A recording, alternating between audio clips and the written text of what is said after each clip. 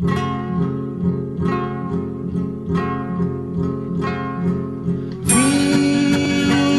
aqui só pra dizer: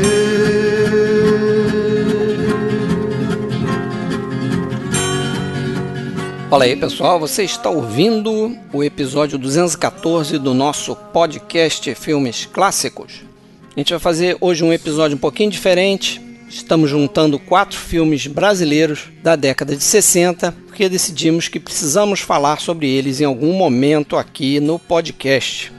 que seja pra melhorar. Os filmes que a gente debate aqui hoje são Os Fuzis, de 1964, dirigido pelo Rui Guerra; Vereda de Salvação, um grande filme do Anselmo Duarte, o mesmo que trouxe para o Brasil o troféu em Cannes, anos antes, com O Pagador de Promessas. Falamos também de Roberto Santos e seu filme A Hora e a Vez de Augusto Matraga, também de 65. E terminamos com um clássico de Luiz Sérgio Persson, O Caso dos Irmãos Naves, de 1967. Não perde por esperar.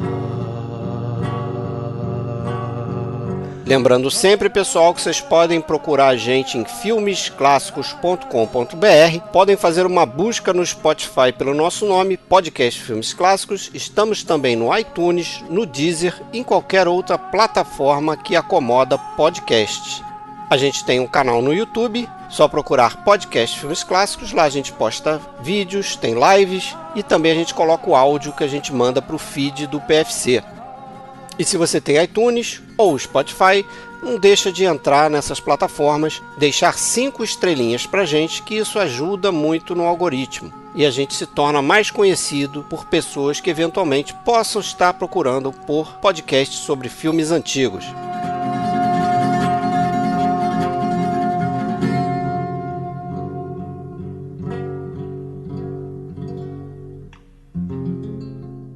Bom, galera, vamos fazer um episódio então um pouquinho diferente. Vamos falar de 4 filmes brasileiros sem muita correlação, né? A não ser o fato de os filmes terem sido feitos talvez no melhor período aí do cinema nacional, né? Anos 60. Mas para fazer esse episódio comigo aqui hoje, Fred Almeida falando do Rio de Janeiro, está Alexandre Cataldo, que fala de Blumenau. Fala aí, Alexandre. Fala, Fred, tudo bom? Tudo Já bom. vou botar aqui uma pequena discordância. Acho que tem relação entre os filmes, sim. Tem sim. Tem A gente vai outras aprofundar. coisas, mas não foi isso que a gente pensou. O tema não foi para desenvolver um episódio ao redor dessas interseções. Não foi essa a ideia inicial. Eu imagino, né? Foi sua. Depois você explica aí como é que você teve essa ideia. Mas com a gente aqui também, Rafael Amaral. Tudo bem? Do blog Palavras de Cinema e agora do livro 100 Filmes. E lá vai pedrada aqui, ó. Vai pedrada. Isso. Gente, obrigado mais uma vez pelo convite para participar aqui do podcast Filmes Clássicos. Alexandre, Fred, sempre uma honra. Fala, Rafael. E poder falar de filmes, né, cara, tão importantes do nosso cinema, né? Isso. Fala um pouquinho aí do teu livro, Rafael. Cara, eu fiquei muito contente, muito feliz, né? Eu já tinha escrito esse livro já estava meio que pronto, startado desde a metade do ano passado. Eu estava dando uma sondada, uma pesquisada em editoras e tal, e aí surgiu a oportunidade de publicar 100 grandes filmes que não costumam frequentar a lista, né, de grandes filmes, e uma oportunidade das pessoas descobrirem aí alguns filmes que eu acho que são icônicos, que são importantes, de grandes diretores, mas que nem sempre acabam figurando aí, ou nem sempre são lembrados, ou têm um destaque que merecem. Inclusive um deles que a gente vai comentar hoje, né? Isso que eu ia falar.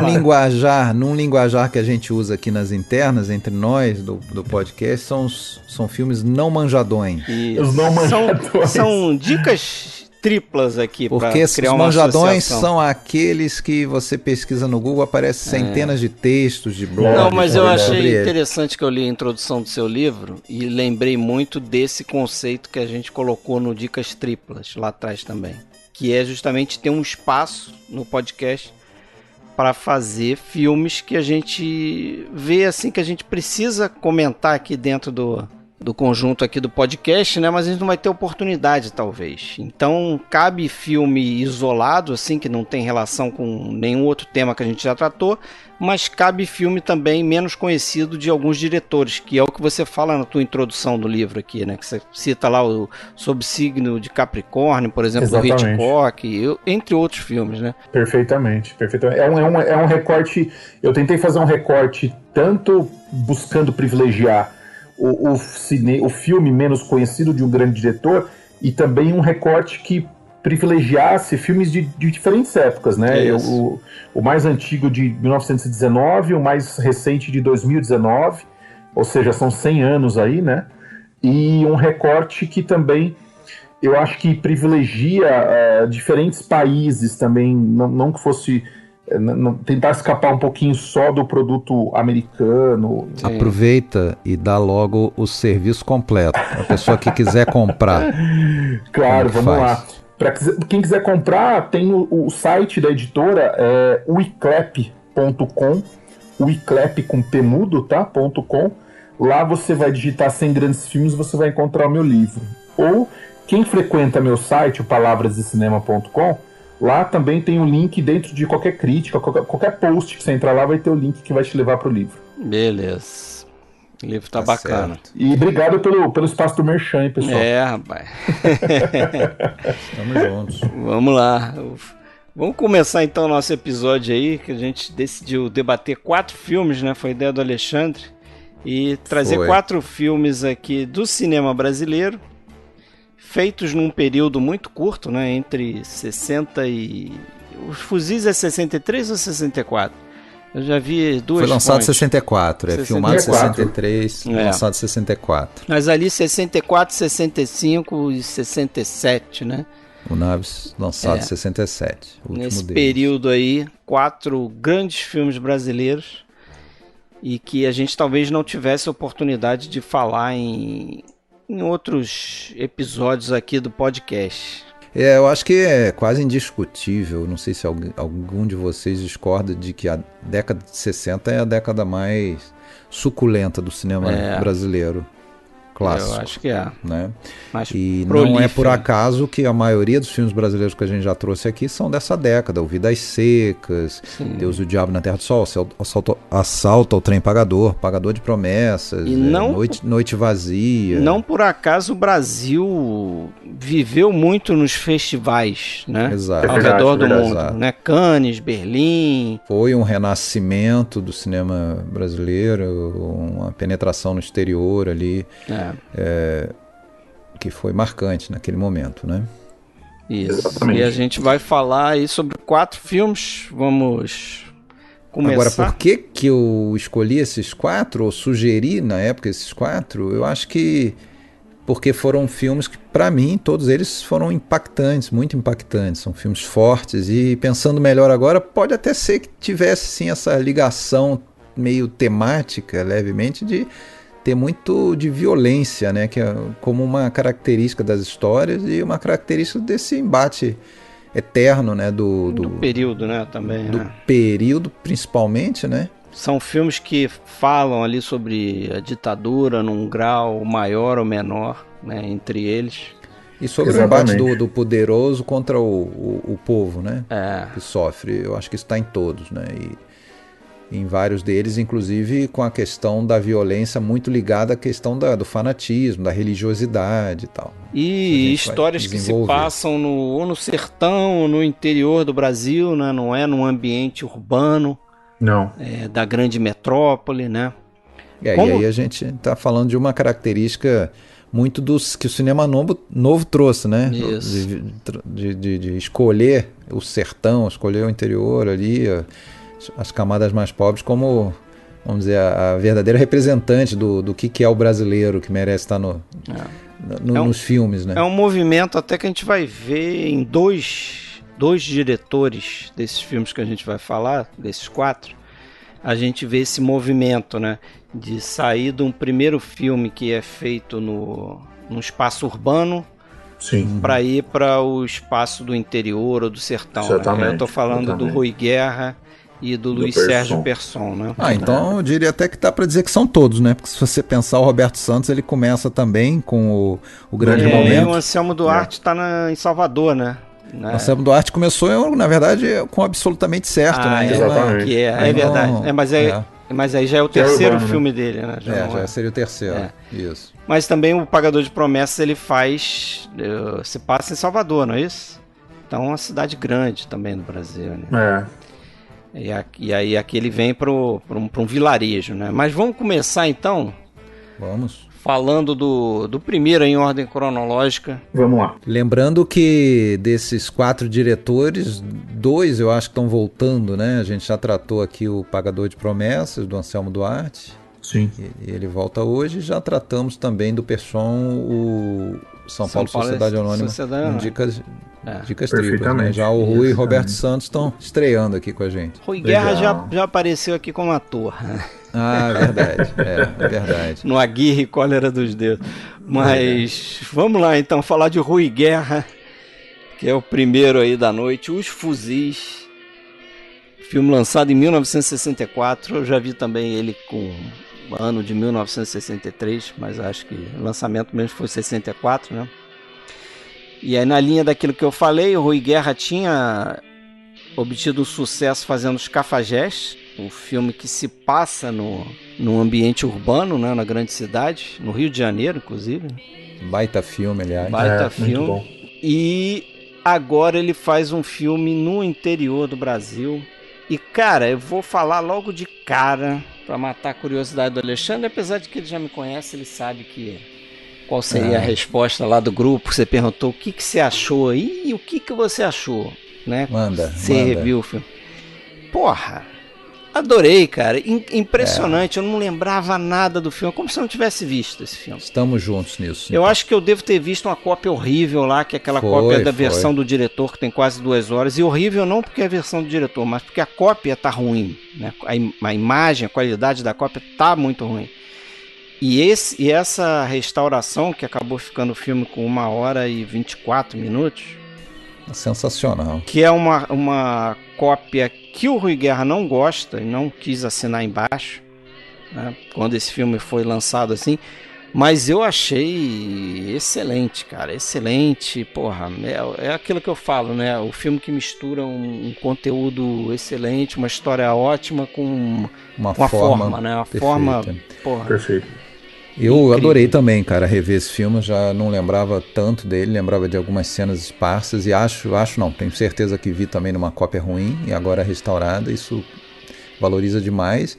E quando eu vi, eu fiquei muito tentado a dizer que é meu filme desses 4 favorito, apesar de eu gostar dos 4 muito, e talvez até o filme nacional preferido, assim, é um filmaço, assim, alguns planos de sequência ali que, pra gente que presta atenção nisso e curte. Eu acho que um purista do cinema brasileiro ia dizer o seguinte: vocês são muito colonizados, né? Porque vocês pegaram um filme feito por um moçambicano com um diretor de fotografia argentino, e é um filme muito europeu nesse sentido. Aliás, essa crítica, né? Apesar deles não serem... Essa crítica veio na época, né? Ele foi criticado pela galerinha do cinema novo, porque o filme tinha um excesso de beleza visual, vamos dizer assim. Né? A fotografia do Aronofsky é fantástica. E o filme foi criticado por isso. Eles queriam uma repetição daquela secura do Vidas Secas, sem trocadilho, né? Aquela coisa rústica, né? Eu acho que eu fico com vocês também nessa exposição inicial. Eu acho que os 4 são espetaculares, mas eu acho que o Fuzis ele se impõe, né? Ele é daquela chamada Santíssima Trindade do cinema novo, né? Deus e o Diabo na Terra do Sol, Vidas Secas e os Fuzis, né? A chamada trilogia do cinema novo, né? E eu acho que ele difere dos outros e ele tem uma construção muito particular, porque é um filme que, ao mesmo tempo que ele se passa... ele está situado em um ambiente, em uma locação aberta, né, em uma cidade aberta e tal, mas ele é um filme extremamente claustrofóbico pra mim, sabe? É um filme, um filme que de fecha, closes, te prende. né, cara? Um filme de closes. É um filme de close, exatamente, de fechamento mesmo, e que nos coloca numa tensão do início ao fim, né? Você não consegue sair de uma tensão. Agora, deixa eu só colocar uma coisa. Você falou filme de closes, tem muito, mas não sempre, né? Não. Porque ele usa os closes quando ele quer individualizar, principalmente os soldados e o gaúcho também. Mas quando aparece aquele povo, aquela massa sem identidade... São planos mais mais abertos, né? Sim. Mas os eu soldados, digo, principalmente. mas mesmo nos planos um pouco mais abertos, a impressão que dá que ele está sempre buscando uma proximidade, um fechamento.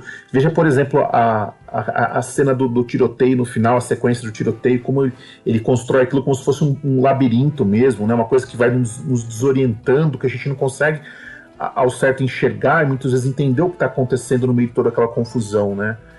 Então eu acho que ele sempre leva a gente por uma desorientação,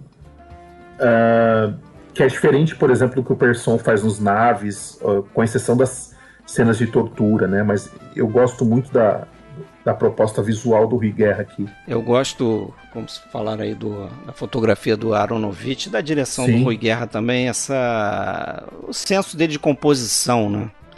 Me lembra muito, tipo, que o Kurosawa fazia também, né? O John Ford, tantos outros grandes diretores, que você organiza, tá sempre organizando os personagens no quadro de uma forma que fique esteticamente bonito, mas sem parecer falso, sem parecer uma fabricação, né? Sem você perceber que cada ator está se movimentando para ficar naquele ponto, para montar, para organizar a imagem daquela forma, mas você não percebe. Claro que isso tudo é com marcação no chão, os caras ensaiam para fazer isso, né? A câmera ensaia também o lance da blocagem e tal, mas é muito legal como ele faz isso. A maneira que ele narra essa história, que começa primeiro apresentando pra gente aquele ambiente, aquelas pessoas, até um trabalho de câmera mais estático assim de início, né? Mostrar aquele terra parada no tempo ali, e toda aquela... começa já a mostrar pra gente aquele fanatismo, aquela coisa do boi santo, enfim, e até naquele momento a gente tem ali uma cena perto da abertura que fica um branco estourado, assim, o garoto some no branco ali, exposição ali, fenomenal, eu acho fenomenal. Ele é muito bom. E tem um corte seco daí a pouco, e entra o Jeep com os soldados vindo, né? E aí com outro tipo de conversa, outro tipo de vivências, assim, já mostra ali logo aquela oposição, né? Daqueles dois grupos. E outro tipo de plano também, porque ali você começa a ver que eles estão enquadrados em closes, plano de detalhe dos fuzis, exatamente. Isso. Eles andando naquela rua também, né? De forma imponente ali, entrando na cidade. E aí entra uma coisa que eu acho que está muito em pelo menos 3 dos 4 filmes, né? Que é essa coisa da pobreza que leva ao fanatismo como escapatória e, claro, muito influenciada pela questão dos sertões, Canudos e tudo mais. Até o Rui Guerra queria filmar em Canudos mesmo, parece que faltou dinheiro, acabou filmando em Milagres ali na Bahia, né, perto de Jequié. Tinha uma proposta de eles filmarem em mais outras 2 cidades, mas a grana acabou e eles acabaram ficando só em Milagres mesmo. Que aliás depois foi usado pelo Glauber, né, para acho que o Dragão da Maldade, né? Até o Rui fala naquele documentário O Tempo Rui de 2021, que eu assisti um pedaço, não cheguei a assistir todo. Ele fala que assim, não é para acusar ninguém, mas ele acha curioso, porque ele filmou lá em Milagres, aí o Glauber foi filmar em Milagres. Ele filmou Cafajeste nas dunas lá do Peró, depois já foi o Glauber filmar nas dunas do Peró também. Pois é, ele não vai ser o único diretor aqui da noite que vai acusar o Glauber de pegar umas ideias aí de outras pessoas. E assim, a revisão desses 3 filmes ao longo dos últimos anos aí para o PFC, essa tríade que você citou, Rafael, Vidas Secas, Os Fuzis agora e O Deus do Diabo, me confirmou a sensação que eu sempre tive. Para mim, os mais importantes são Vidas Secas e Os Fuzis. E o Deus do Diabo tem muita mídia, muito nome, me desculpa, eu sei que vai ter gente querendo me apedrejar, e acho um ótimo filme, acho um excelente filme, mas não descobriu a roda não, como muita gente acredita, e quando pensa em cinema novo, pensa imediatamente a Glauber Rocha como se fosse o pai da coisa. Eu acho que desses três, os Fuzis foi o que ficou mais eclipsado com o tempo, né? Foi aquele que ficou mais no cantinho dele mais ali, esquecido. Apesar de, entre os especialistas, Até porque o Vidas Secas já tem uma fama própria do romance, né? Do Graciliano, né? E os Fuzis, até por ser uma história original, né? E aliás, ele queria fazer essa história na Grécia, né? Não tem? Tem a história que ele escreveu esse roteiro na Grécia para ser filmado lá, ia ser sobre uma vila que estava sendo ameaçada por uma matilha de lobos famintos que iam descendo uma floresta, né? E aí o exército era colocado lá para defender, acabava em conflito com os moradores, aí quando o exército saía de lá, a vila ficava à deriva lá e os lobos continuavam chegando, né, se aproximando e aí teria um desfecho lá qualquer. O povo estava sem armas, porque acho que tinha sido proibido as armas e tal, então eles não tinham como se defender, né? E é legal que ele traz essa história para cá, para o Nordeste brasileiro, né? E aqui, curiosamente, os militares são colocados para impedir que o povo pegue comida, saqueie, né? Saqueie o armazém da cidade, né? De um grande empresário, né? Porque no final das contas basicamente para que existe polícia, né? Para defender as poder, classes né? dominantes, né? Não é? Exatamente.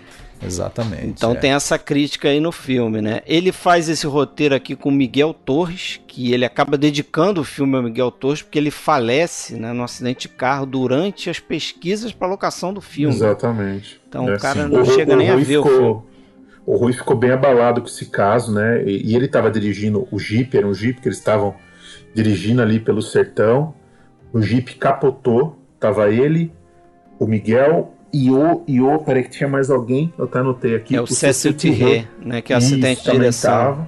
Exatamente, os três estavam juntos e depois o Rui ficou bem abalado, um assunto que sempre quando questionavam ele não gostava de falar sobre isso, tal, porque ele ficou bem perturbado que ele estava dirigindo o carro nessa ocasião aí, né? A gente tem um prólogo que é até narrado pelo Antônio Pitanga, né, que na época tinha um outro nome. Isso, exatamente. Quando já não havia mais folha nas árvores e nem frutos na ramada, e do céu vinha o divino castigo para o pecado dos homens. Cercaram-me os gemidos da morte, envolveram-me as dores do inferno. E esse prólogo me faz lembrar muito do prólogo do Sétimo Selo. Aquela coisa das trombetas na hora do juízo final e tal. E o texto é muito similar, vamos dizer assim, me lembra muito, como se fosse uma profecia, uma coisa meio fatalista ali.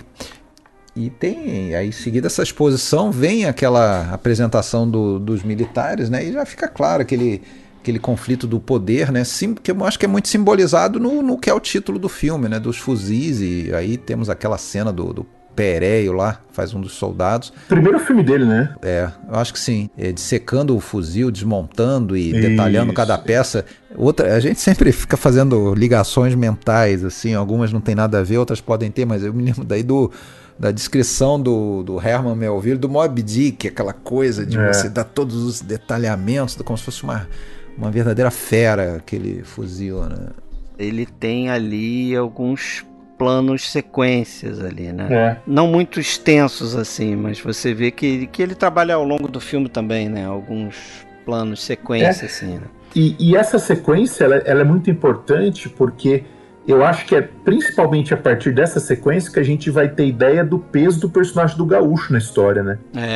Porque ele é meio gaúcho, misterioso, né? Ele é misterioso, a gente não sabe muito bem. Ele fica por ali, ele tem um carregamento de cebola ali que ele tá levando, tal. Tem aquela situação envolvendo um pai que tenta entregar uma menina para ele, Isso. né? Para ele levar a menina embora. Ele não é nenhum santo, né? A gente já sabe disso. Exatamente, ele não é nenhum santo, só que ele também já foi um soldado, né? E a gente descobre isso nessa sequência ele tá e na há zona cinzenta um ali. estranhamento já fica claro uma oposição entre ele e a situação dos militares ali nessa sequência. E você, né? eu pelo menos eu fiquei com essa curiosidade, imagino vocês também, de saber qual o papel dele na história, né? Assim, não vou revelar para não estragar, mas você fica naquela, cara, qual é a desse cara, né? Porque ele foi um soldado. Ele deixou a farda, né? Por que ele deixou a farda? Então ele é meio misterioso. Ele tem nesse lance aí que você falou, nessa cena que o pai lá tenta vender a própria filha pra ele, né? Ele fala não, ele olha a menina e pergunta: quantos anos você tem? Aí ela fala 14. Aí ele fala o que já tinha falado pro pai: não vou levar não porque tá muito caro. Ali ficou, na minha cabeça ficou assim, tipo uma forma de você mostrar que o personagem tem alguma moral. O que eu interpretei naquele momento ali é o seguinte: ele não quis levar a menina porque ele não levaria uma menina. Mas sei também assim, na minha cabeça pra mim não foi a sensação que eu tive, assim. A minha sensação foi essa, assim, ele recusa ela, mas o lance do macho, né, do macho man ali, do Nordeste, do homem de força, não sei o que, ele não pode dizer que ele recusa uma mulher. Então ele arruma uma desculpa pra dizer que não vou levar, muito caro. Fala assim, dá uma risadinha e sai. Eu acho que não há nenhum esforço em mostrá-lo como um bom caráter ou nada disso. Não é. Ele não é. Ele tá na zona cinzenta ali. Ele é um cara cínico, ele fica provocando os militares em vários mas sabe momentos. Que eu, fazendo associações aí, como o Alexandre falou, ele me lembrou um pouco o Bogart no Casablanca. Sim. Tipo, né, um cara ali, cara do jogo, é dono de bar, não sei o quê, um cara estranho, você não sabe de que lado ele tá. Mas ele tem um momento que ele vai encontrar a redenção dele. Herói improvável. Isso, como é o Bogart, né? Exatamente, ele vai encontrar a redenção e aí quando explode aquela situação, a consciência do cara, ele pira, né? A consciência do cara fala mais alto ali e ele percebe que ele tem que tomar uma atitude. E isso eu acho muito curioso do filme, porque quem explode, vamos usar assim o termo, né, a revolução, não é o povo que está esperando a comida. Isso que eu acho irônico do filme, assim, quem explode a situação é o cara que vem de fora, é o ex-militar. Aliás, essa era uma crítica do pessoal mais radical, até de esquerda, que nesses filmes que mostravam os pobres, nunca eram eles próprios que se defendiam, que viravam o jogo. Tinha sempre alguém de fora, alguém que pode até ser meio que associado com uma classe média, não sei, mas alguém tá acima, que toma as dores deles e defende eles de alguma maneira. Mas isso pra mim é uma crítica também, né? A atitude da população, talvez, né?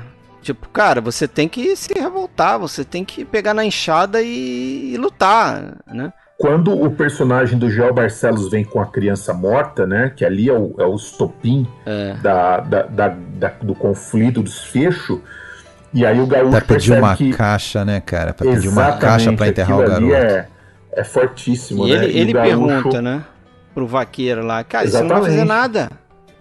Mataram seu filho aí, você não vai pegar numa arma, não vai... Às vezes eu entro numa besteira de ficar lendo comentários do filme no Letterboxd.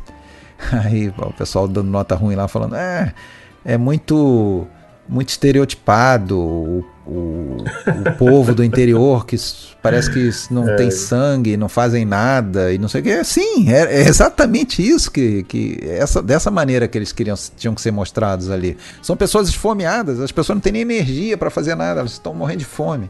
E eu acho que o tema do filme é alienação, né? Porque assim como o tema do Vereda da Salvação também é alienação, aqui a gente tem umas pessoas que ficam inclusive andando em círculo ali, a gente percebe que tem cenas ali que tá tendo aquela procissão, a Maria Gladys tá ali no meio dessas pessoas, e ela, a impressão que eu tenho que é uma personagem um pouco mais, que tem um pouco mais de consciência e tal, mas que ela também tá tentando encontrar uma saída daquele lugar, e talvez se envolver com o militar pode ser uma porta de saída para ela, e esse é um filme sobre alienação, né, porque não só a alienação do povo, a alienação dos militares também, que tem aquela sequência, inclusive, que eles ficam lá um bom tempo sem fazer nada, que eles têm que arrumar alguma coisa pra fazer, pra matar o ócio deles, né? E aí dá merda, porque os caras pegam uma arma e falam, vamos atirar em alguma coisa e tal. E é uma sequência tensa, porque você não sabe pra onde o Pereio tá olhando, né? A gente não vê o que ele tá vendo, isso nem é o Ivan Cândido, né? Que é meio vesgo ali. Eu, quando vi, eu falei, bom, ele deve estar atirando em um animal, né? Eu falei, bom, deve estar matando.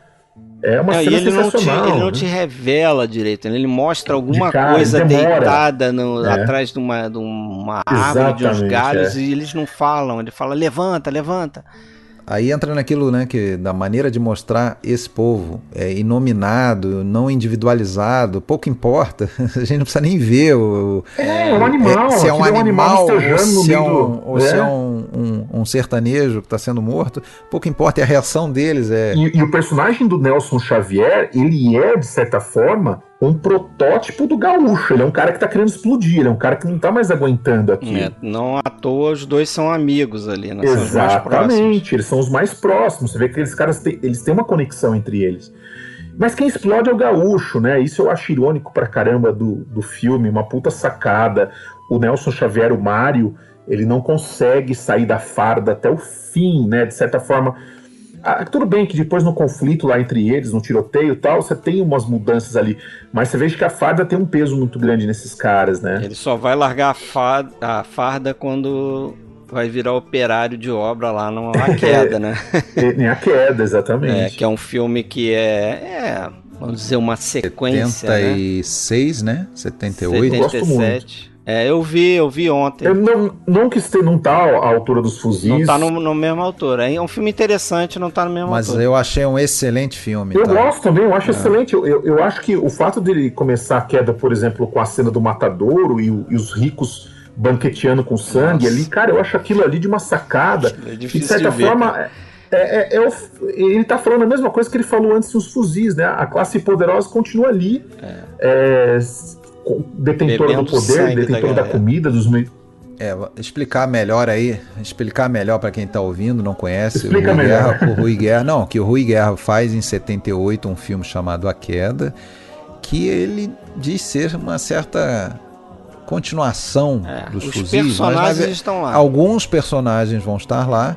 Nelson Xavier, Pereio, o Hugo Carvana. O Carvana, né? O Carvana. E depois eu acho que aparece mais um, não lembro. Mas enfim, é uma ligação muito tênue. É como se 15 anos, 20 anos depois, esses personagens que estavam servindo ao exército, estavam lá no sertão da Bahia, matando sertanejo, eles são trabalhadores operários de construção. O Pereio ainda está na farda.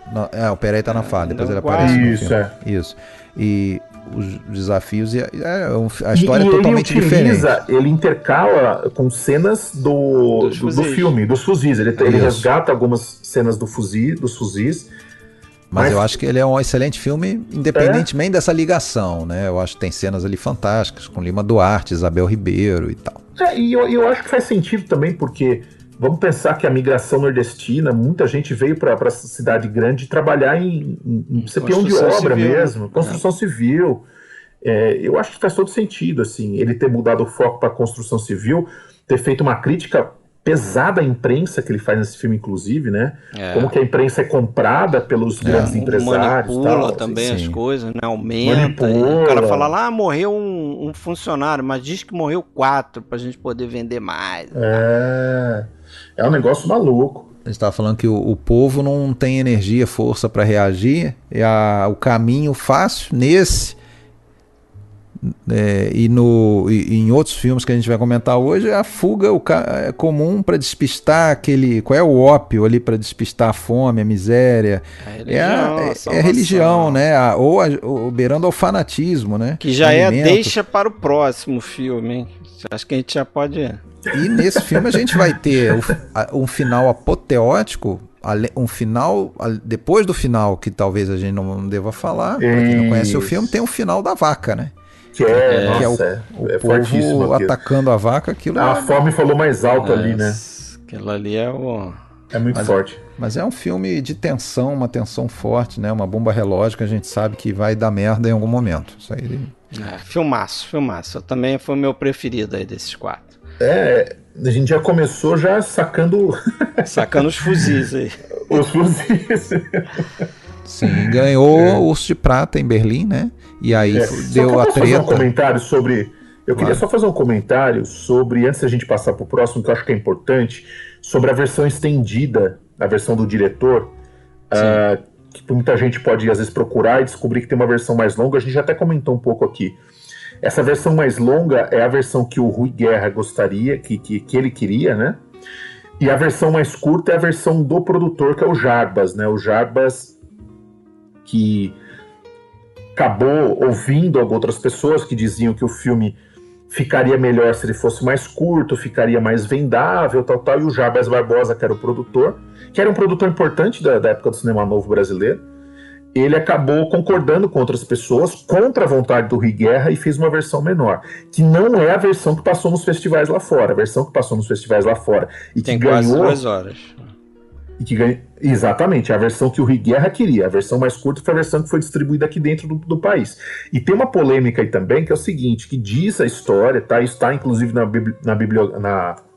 biografia do Rui Guerra, que foi escrita pela Vavi Pacheco Borges, de que o Jarbas teria tido a ajuda de outros cineastas para cortar o filme do Rui Guerra.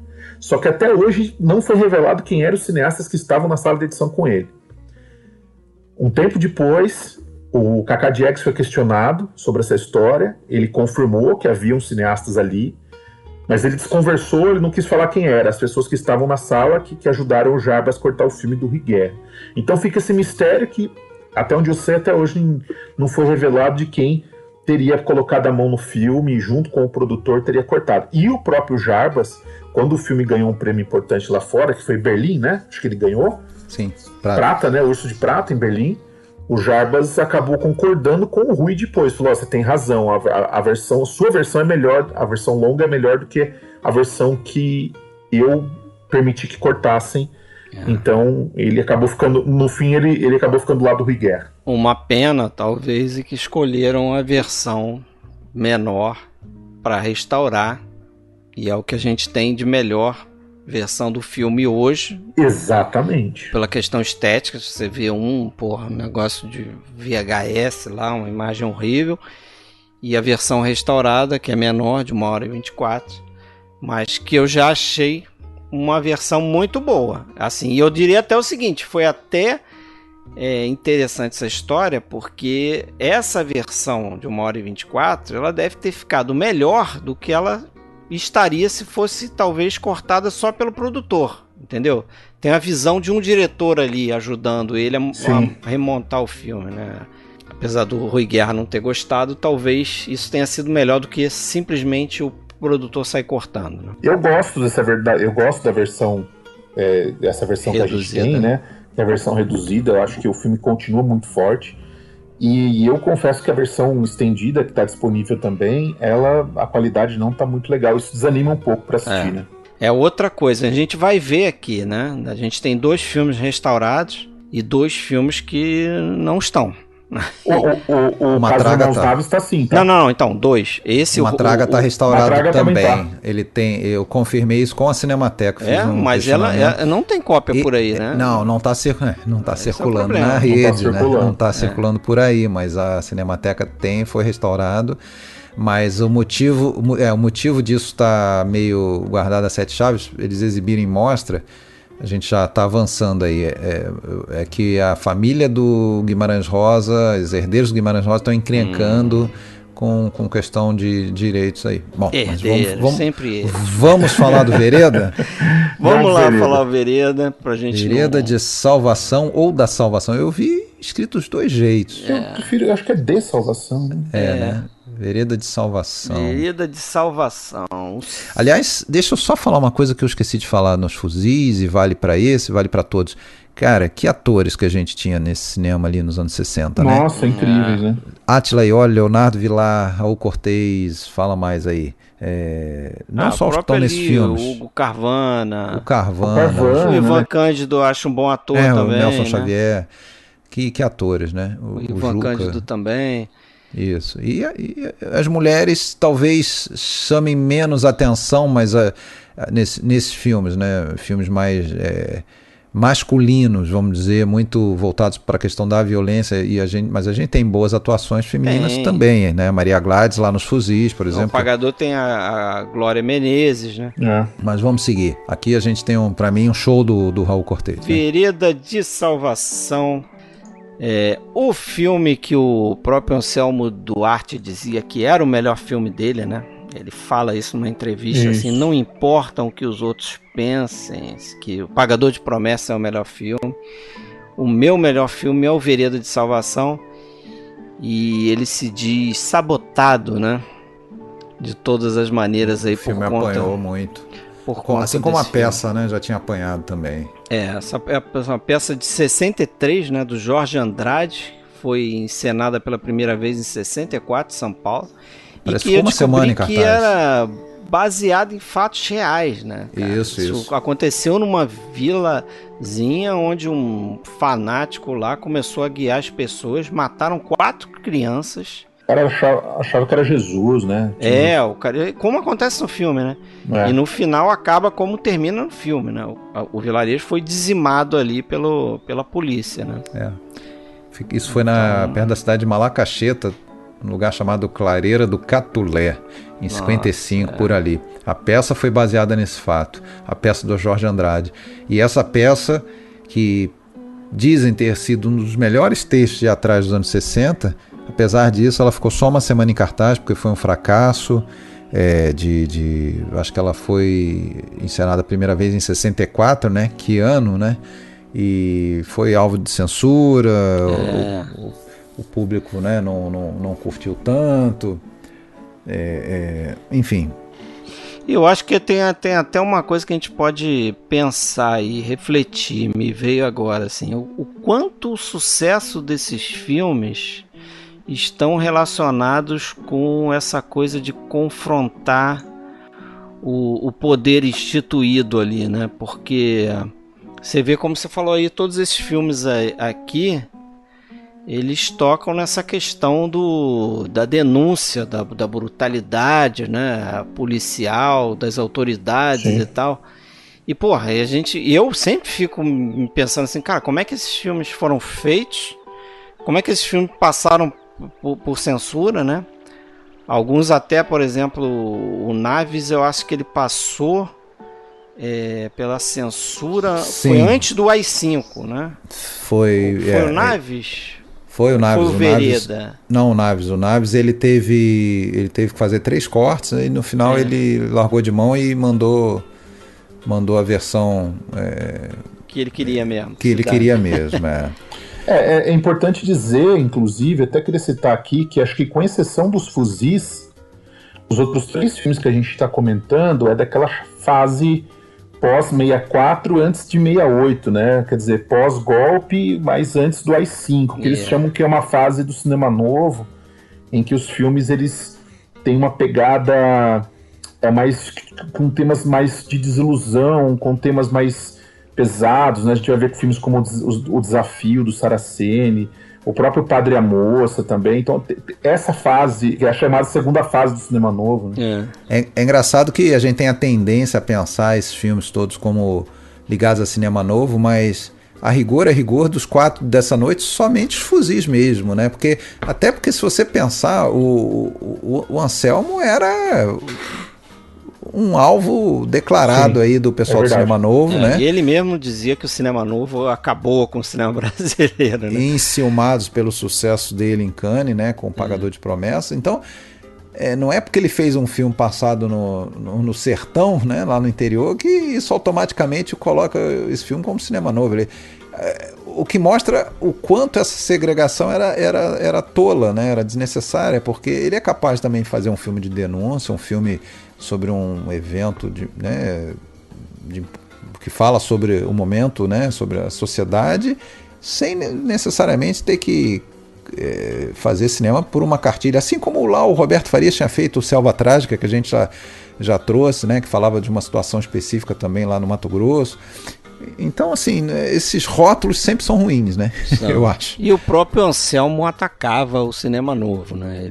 Ele dizia lá, quem quisesse ouvir, que ele achava que esses caras tornaram o cinema brasileiro sinônimo de cinema ruim. Então, meio que justificavam uma forma de fazer cinema, dizendo que o cinema tem que ser feito assim, de forma desleixada e tal, porque isso tá confrontando com o cinema que existe aí, né? O cinema americano, ou o que seja. Uhum. Mas ele dizia que isso era uma grande desculpa e que acabava atrapalhando o cinema brasileiro, e que ele, Anselmo, né? Isso palavras dele, né? Não sou eu que estou falando. Ele gostava de fazer as coisas com qualidade, né? Ele é um desses aí que atacou o Glauber, dizendo que o Glauber meio que se apropriou da peça ali, da história central da peça do Jorge Andrade para fazer o Deus e o Diabo, né? Então tem paralelos ali que você consegue encontrar entre os filmes, né? Tem muitos paralelos, né? Porque se você for pensar, o núcleo da história é muito parecido até com o dos Fuzis também, no sentido de você ter pessoas que estão oprimidas tanto pelo poder econômico, lá no caso era o dono do armazém e tal, aqui são os outros fazendeiros que cercam as terras deles ali, né? E tal. Que a gente não vê, né? E depois entra as Forças Armadas, o Exército, a polícia, sei lá quem, para eliminar o problema, né? Que são eles. Isso. Exatamente. E eu acho que tem uma leitura interessante nesse filme, que é a seguinte: quando o filme ele começa, antes de ele apresentar os personagens, a questão religiosa, ele apresenta a questão do poder, ou seja, ele mostra as cercas, né? Ele vai contando aquela história. O Parisi, o personagem do Manuel, acho, né, que é do José Parisi, ele explica, né, o que aconteceu ali, né? Que tem umas cercas, foram cercando o local, enfim.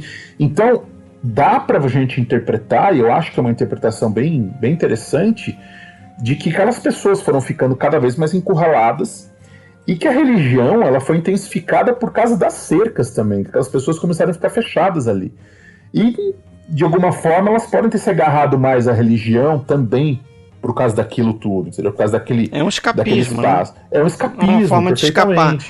E aí eu acho que tem duas coisas aí, né? Tem essa questão do escapismo, daquelas pessoas que vão seguir o personagem do Joaquim, Cortez, né? Que é do Raul Cortez, que é o cara talvez mais instruído ali, talvez junto com o Manuel, que é o personagem do José Parisi, não é isso? Inclusive até o filho dele vai seguir o que é o Joaquim, Estênio Garcia, né? Que é o Estênio Garcia, novinho, né? Novinho, que vai seguir o Joaquim, mas tem essa questão, né, dele ser um cara mais instruído, que em algum momento ele fala, não, mas eu sou o único que consigo interpretar e ler o que está no livro, né, na Bíblia e tal, mas é claro que ele puxa uma interpretação.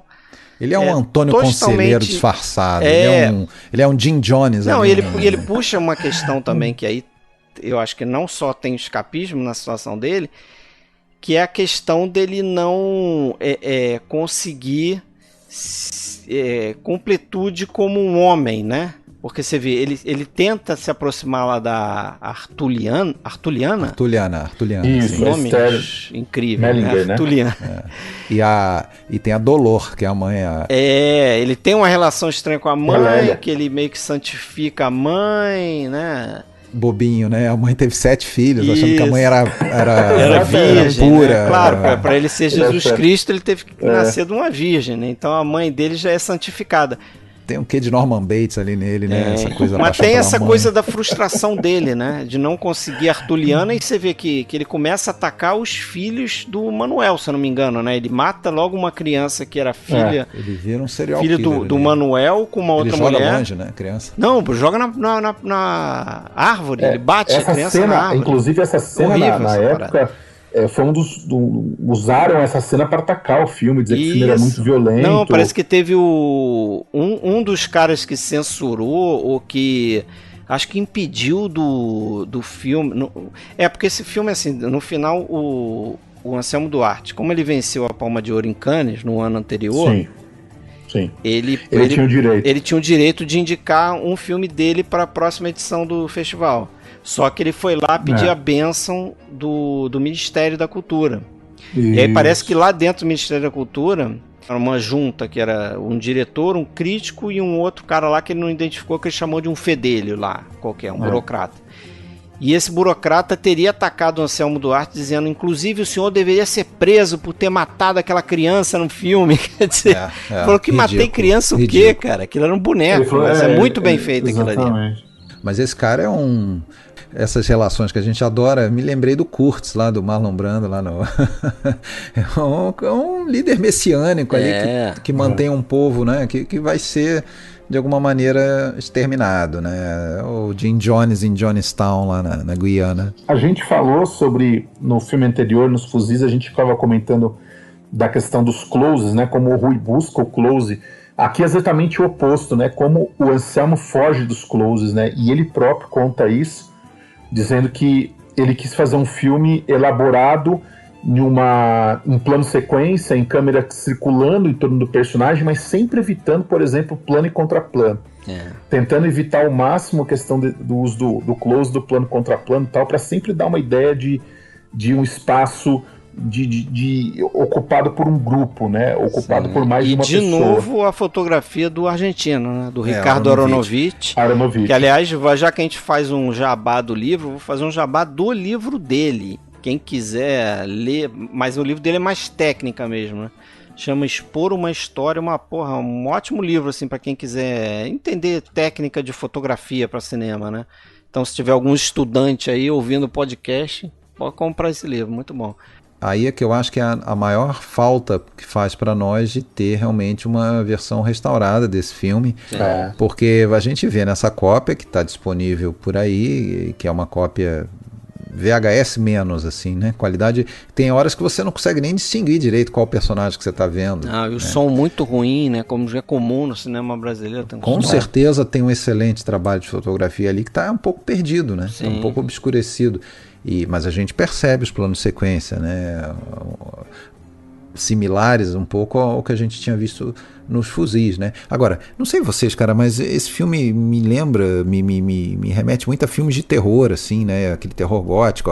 Tem uma sequência ali que me lembrou muito da Máscara do Terror, do Bava lá, aquela coisa aquela coisa do fanatismo e do sei lá, quase um cancelamento de pessoas ali que não como personagens do Paris e da Artuliana, que não bebem não rezam naquela cartilha deles ali, eles são cancelados, né? São um demônio encarnado. Tem um clima meio de inquisição ali, né? Exatamente, é uma coisa... Eles merecem tem que ser sacrificados, né? Porque são eles que estão trazendo o pecado. A cena que levam a Esther, a Artuliana, pra floresta, lá pro meio do mato, é fortíssima, né, cara? A cena pesada pra caramba. E é interessante o papel das crianças ali, né? Que elas servem meio que como um testemunho, elas meio que vinculam ali algumas passagens no filme. Elas geralmente estão causando algum tipo de coisa na cabeça do Joaquim, do Raul Cortez, né? Tanto é que acho que a primeira vez que a gente escuta aquele barulho, aquele efeito sonoro estranho lá, né? Como se fosse um zumbido na cabeça dele, né, para indicar o processo de loucura dele, é quando passam umas crianças, que são as crianças que no final vão aparecer. E aí, já que a gente está fazendo comparações, aquelas crianças me lembram um pouco das crianças lá no Roma, né? Cidade Aberta ali, que depois que passa aquilo tudo, depois que o padre morre... Verdade. Eu já ia citar outro filme que eu lembrei. Eu ia citar o filme A Missão, com Robert De Niro, que termina com as crianças também. Então. Que a missão também se passa em um povoado, na floresta, e eles exterminam, matam os índios, mas restam as crianças no final. Mas enfim, foi uma lembrança que veio também. Chega ao ponto de terem que mudar o nome, né? Porque os nomes reais deles são nomes de danação, né? O linguajar é muito interessante da peça ali, né? E aquela figura da Dolor ali, da Lélia Abramo, que vai voltar também depois no Naves ali. E o Anselmo, ele repete um pouco o que ele fez lá no Pagador, de trazer para protagonizar o filme o cara que tinha feito o papel no teatro, né? Lá tinha sido o Leonardo Vilar, aqui o Raul Cortez. Nessa a estreia dele no cinema, né? Também frustrada peça que ficou uma semana só em cartaz, era ele ali que estava no papel, né? E se não me engano, a Lélia Abramo também. E a Lélia vai estar nos Naves também, né? Vai estar. Não, acho que a Lélia Abramo, ele era uma outra atriz que fazia uma peça. Mas ele foi atrás da Lélia Abramo, que ele achava mais interessante como mãe ali, aquela mãe, né, de um sujeito num vilarejo, num camponês e tal. Voltando a fazer a mãe do Cortez depois também, né? Mãe do Cortez, Joaquim, né? Pois é. Exatamente. Boa. Viu? Eu tenho uma história de bastidor também que eu queria contar, que eu acho que é interessante. Você começou essa história, Fred, mas eu queria prolongar ela sobre a questão de Cannes, que o Anselmo tinha o direito de ir para Cannes e tal, depois acabaram... O filme que foi escolhido nesse ano para Cannes foi o Noite Vazia. Isso. Para representar o Brasil, tal, que acabou não ganhando. Depois, o filme ele teve a oportunidade de ir para Berlim. Isso. Só aí que não teve foi. Uma confusão. Teve uma confusão também. Por quê? Porque não foi o Brasil que indicou. O Anselmo Duarte foi direto na embaixada alemã, levou uma cópia do filme, porque o Festival de Berlim estava querendo alguns filmes brasileiros tal, e ficou sabendo que o diretor do Pagador de Promessas tinha um filme novo, papapá, e ele colocou na mala diplomática do alemão, do consulado alemão, ele colocou a cópia do filme dele e mandou para Berlim. E o filme foi selecionado. A revelia do consulado brasileiro, do Itamaraty. Sim. Quando ele vai para Berlim, um dos membros do júri de Berlim era o crítico brasileiro Elias Heredo. Isso. O Elias Heredo não gostava do filme dele, do Vereda de Salvação, como também não gostava do Pagador de Promessas. Então, e parece que teve um empate entre o Vereda de Salvação e Alphaville, do Jean-Luc Godard. Então foram 5 votos a 5. E parece que um cara abandonou a sala de votação, levantou e saiu fora. O Anselmo conta no livro dele, no Adeus Cinema, ele conta que ele estava empatado, estava 5 a 5, o Alphaville e o Vereda, e os membros dos países que estavam no júri dos filmes tinham que defender os seus filmes. E quem ia ter que defender o Vereda era o Elias Heredo. E ele diz no livro dele que ele foi até o Eli, ele ajoelhou pro Eli, ele implorou, ele falou, meu, por favor, não é por mim, não é pelo meu filme, é pelo cinema brasileiro, que se a gente ganhar esse prêmio, vai ajudar os jovens cineastas e tal. Não teve jeito, cara. O Eli não arredou o pé e, por fim, ele não defendeu o filme do Anselmo. Falou que eu não gostei do Vereda e não gostei do Pagador, né? Exatamente. E não teve jeito. E o Godard ganhou o festival, cara. Isso, claro, a versão contada pelo... do Anselmo, né? Acho. Do Anselmo, né? O Anselmo, bem claro isso, acho, né? Que ele tem uma mania de perseguiçãozinha também aí, né? Eu também sinto isso também. Mas verdade ou mentira, o fato é que isso abalou bastante ele, né? Ele abalou. Ele meio que saiu do jogo depois, né? Ele vai continuar fazendo filmes, mas outro tipo de filme, assim, que não... E ele fala, inclusive nesse livro que ele traz, que o filme na Alemanha foi muito bem recebido, cara, que os jornais alemães rasgaram elogios pro Vereda, e ele até cita aqui algumas passagens dos jornais alemães lá, que elogiaram o filme na ocasião do festival e tal, e o brasileiro não conseguia valorizar o filme dele, né? Eu não sei o que vocês viram mais aí depois de Vereda do Anselmo. Eu vi aquele... Eu vi o Quelé. O Quelé, né? Que é um filme que ficou perdido há muito tempo. Hein? Foi achado uma cópia na Itália, com a legenda fixa italiana. É um bom filme, um faroeste faroeste brasileiro no sertão paulista. Eu gostei aquele sertão... O Anselmo é de Salto, né, cara? Aquele sertão fake ali de Salto, com a vegetação bem verdinha. Bem verdinha. Incomoda um pouco querer passar aquilo como sertão, mas ok. Mas ali tinha um bom filme. Não vi nada da carreira dele depois, não. Eu gostei do Absolutamente Certo, um filme ok ali, né? Bem diferente dos filmes que ele vai fazer a seguir, né? Que é o Pagador e o Vereda. E eu vi ontem o Descarte, é um filme que ele vai fazer em 73 com a Glória Menezes. Esse eu não vi. Produzido pelo Tarcísio Meira, inclusive. E é um filme até que interessantezinho, mas típico filme menor, assim. Não vou achar que seja... Acho que o Vereda acabou, né, com ele ali, de certa forma, então, né? Toda essa confusão, né? Não o filme em si, porque o filme é muito bom. Ele se desgastou muito com os militares, né? Ele botou a grana dele que ele ganhou no Pagador, ele botou toda no Vereda, né? Então ele Sim. teve um problema aí financeiro também, né?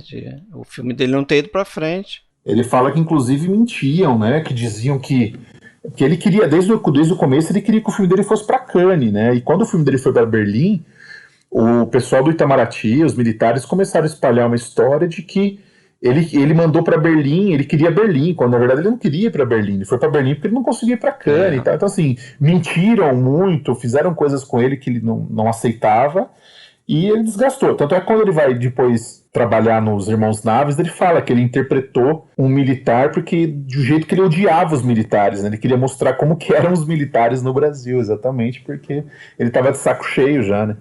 A gente conta essa história no Naves. Mas antes do Naves, vamos continuar em 1965. Então, A Hora e a Vez de Augusto Matraga. Que eu... outra pedrada, hein? Outra pedrada. Um filme que eu achava que não estava restaurado, mas como o Alexandre falou, foi restaurado, só que não chegou na gente, né? Esse é que é o problema. Né?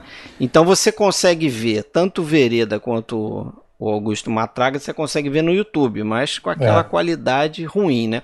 Os fuzis você consegue ver no Canal Brasil, né? No canal do Canal Brasil no YouTube, tem lá a cópia restaurada. Uhum. Esse você consegue ver também no YouTube, mas com a cópia muito boa.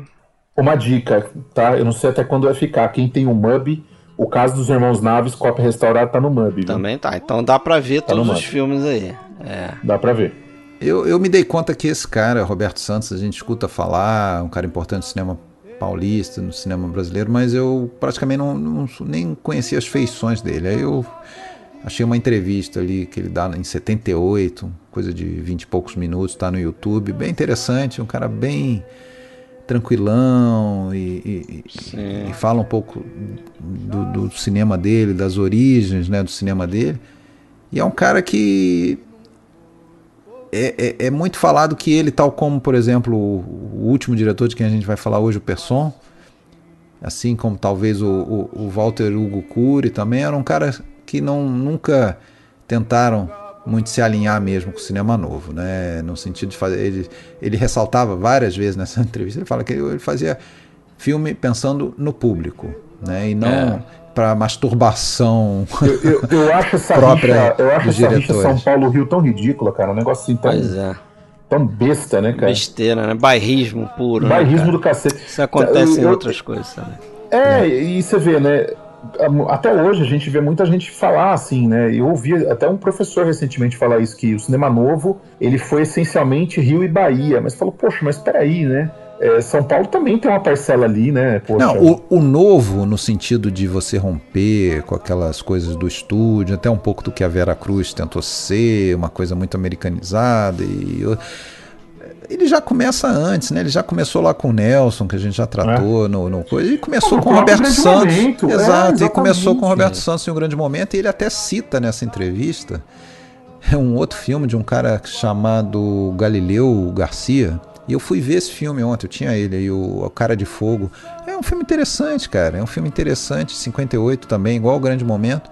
E um filme que sai um pouco dessa coisa do cinema comercialzão, da chanchada, muito ainda ligado à chanchada e tal. Então, só que, porra, o filme foi super mal, né? Porque a crítica gostou do Grande Momento, o público odiou, porque o público, ele falou que ele escutava as pessoas comentando na saída do cinema, de miséria já basta a minha. e aí não é por acaso que ele vai ficar 7 anos para fazer o próximo filme, que é o Matraga, aí que a gente vai falar, né? Isso, e de novo ele faz um movimento como fez o Rui Guerra, né? Ele sai lá da situação urbana lá, do Grande Momento, e vai pro sertão para fazer o Matraga, né? Sim. O Matraga, ele foi filmado ao mesmo tempo do Padre e a Moça, né? Os dois foram feitos ao mesmo tempo. E eu, se eu não estou enganado, os dois foram produzidos pelo Barreto, né? Pelo Luiz Carlos Barreto. E os dois foram filmados em Minas, né? Então foram duas produções que eles foram com duas equipes ao mesmo tempo para Minas, para pequenas cidades de Minas Gerais. Aqui tem o Nelson Pereira também como produtor, né? Isso. Até o Geraldo exatamente, Vandré, Barreto, produtor associado e tal. E o Luiz Carlos Barreto também, como produtor do filme esse. Isso. E, inclusive, eu li isso no livro do... Eu tenho um livro aqui bem interessante do Roberto Santos, que tem bastante curiosidade também, que foi escrito pela Inimar Simões, que fala sobre a questão que o produtor, o Barretão, ele tinha acabado de trazer uma câmera nova da Europa, e essa câmera foi utilizada foi o primeiro filme em que eu falei o Inimar, tá? O Inimar, que é o autor aqui do livro. Essa câmera ela foi utilizada pela primeira vez no Matraga, né? Era uma câmera nova, tal, que o Barretão tinha acabado de comprar na França, tal, trouxe para o Brasil, e o primeiro filme que essa câmera foi utilizada foi no Matraga.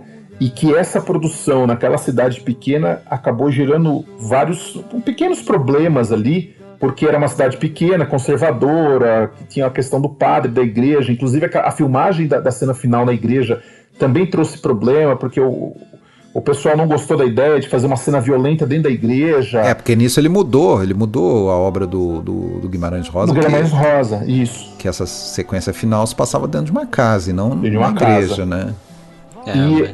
E a questão da equipe de filmagem, a presença de toda aquela equipe de uma cidade pequena, muito religiosa, as pessoas de fora se comportando de jeito, né, que o pessoal ali não gostava. Então, assim, acabou gerando uma série de conflitos ali naquela pequena cidade também, né? Agora, você sabia que esse filme tá semi-invisível em melhor qualidade por conta de briga da família do Guimarães Rosa?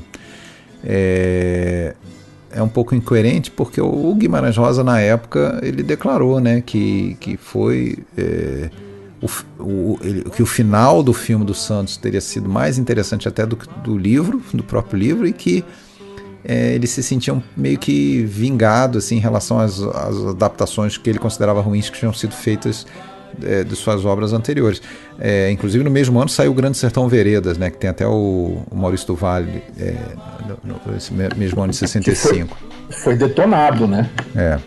E esse filme ganhou o Festival de Brasília, participou do Festival de Cannes também. Primeira edição, hein? Primeira edição, que nem chamava Festival de Brasília ainda, acho que era Grande Prêmio de Brasília, alguma coisa assim. Mas aqui, mais uma vez, eu tenho um pouco dessa coisa da violência ligada à religiosidade, porque o Matraga é aquele cara... Matraga é um cara detestável, malvado, né, igual uma cobra ruim que tem que matar, não tem uma fala assim no filme? Não, ele é um cara desprezível, né? Ele trata mal a família dele, ele, pisa nos empregados dele, abusa de quem, né, aparece na frente dele. Tem aquele negócio lá do leilão de uma menina, né, que ele chega lá, bota o dinheiro e aí leva a garota e tal. Então ele é o cara, assim, mais desprezível, você não tem como se identificar com ele, né? E aí depois que ele leva aquela surra... Leva uma rasteira da própria esposa, né? Leva a rasteira da esposa, os funcionários todos, quase todos, né, passam a perna nele, tirando o Flávio Migliaccio, que depois ainda vai lá, ainda tenta salvar ele lá, né, trocando bala lá com os caras lá. Apesar de falar que ele é um medroso, né? Mas ele vai lá e encara, né? E aí ele tem aquele período ali meio de Clint Eastwood no punhado de dólares, né? Que ele vai ali, ele começa a ser cuidado, vai cuidar dos ferimentos, não sei o quê. E ali ele se volta para a religião, né? Ele se volta para a religião. Mais uma vez a religião misturada com a vingança, a sede de vingança. Isso, que está ali, que ele tenta dominar. Consciência, né, de que a hora e a vez dele vai chegar, né? A hora e a vez dele vai chegar. Eu acho uma baita atuação do Leonardo Vilar. Ele diz muito foda, que foi o melhor papel dele assim no cinema. Ele, inclusive, ele fala que ele, poucas vezes na carreira dele, ele se sentiu assim num personagem, né? Que ele diz que ele parece que em determinados momentos ali ele sentia uma inspiração e ele simplesmente seguia, né? E na intuição dele, e ele fazia o que ele tinha que fazer ali, ele não pensava muito. O Roberto Santos, ele critica um pouco só um excesso dele na cena final, lá, ou não, né? Coisas o famoso ele não gostou. Mas que ele não cortou, ele respeitou. Ele não cortou, ele respeitou, né? Mas ele fala assim, ele falava, o Matraga era um negócio que arrepiava, ele me arrepiava, me comovia, eu chorava de verdade, sentia um nó na garganta, eu vivia totalmente papel, sem frescura, porque em geral a gente sabe representar sem demonstrar que estamos representando, mas há papéis como esse que te agarram com uma força incontrolável. As palavras do Leonardo Vilar. Eu acho que é um romance difícil de ser adaptado, assim, pela questão de linguagem e tudo. Sim. E o Roberto Santos se sai muito bem, assim, faz algumas pequenas alterações, a gente já falou um pouco do final ali, mas é sempre aquela coisa, né, do homem lutando, assim, e aí a gente não está falando mais de um grupo, né, como eram os maltratados lá dos fuzis, os maltratados do Vereda, que se concentra num cara que é um calhorda, a gente sabe disso, mas que, porra, tá padecendo ali, né? Sim. E a gente não torce por ele mesmo assim. Tem uma cena que eu gosto muito, que eu acho que ela resume bem até o filme, inclusive, que é aquela cena que ele tá tentando domar o cavalo, o jegue ali, que o cavalo tá pulando e ele tá... É como se ele estivesse tentando domar a própria natureza dele, como se ele estivesse tentando, né, controlar essa coisa selvagem dele, né, segurar aquilo. É um momento de modificação dele, né, como ser humano ali, né. Aquele mantra que ele repete várias vezes, como é que é? Jesus, me faz puro de coração, manso de coração, uma coisa assim. Jesus, manso e humilde de coração, fazer meu coração semelhante ao vosso. Jesus, manso e humilde de coração, fazer... Jesus, manso e humilde, ele ficava repetindo aquilo ali, né? Pá. Aí, só que aí tem alguma hora que ele se encrespa e fala, pro céu eu vou por bem ou por mal, nem que seja no porrete. No porrete, uma bala. Ele reza pra dominar a raiva, dominar é um mantra pra ele controlar a violência. Mas só que ele fala isso com os olhos arregalados e o dente cerrado. A gente vê que a expressão dele contraria o que ele tá pedindo, né? Mas é interessante porque até agora, né, esses 3 filmes que a gente falou, tem justamente essa que vocês já falaram aí, que essa dualidade entre violência e religião, né? Sim. Nos fuzis isso é bem... separado até, como forma de estrutura ali dentro da trama, né? Você tem aquele grupo lá dos Beato, que segue o Beato e tal, e você tem do outro lado os soldados e tal. No Vereda, essa violência explode no final, e uma coisa que a gente não falou no Vereda, que é sensacional naquele plano final, é que a violência ela é totalmente despersonificada, né? A gente não vê... Não dá plano dos soldados, né? Os soldados simplesmente chegam lá, você vê as armas, as botas, e é tiro pra tudo quanto é lado e os caras morrem.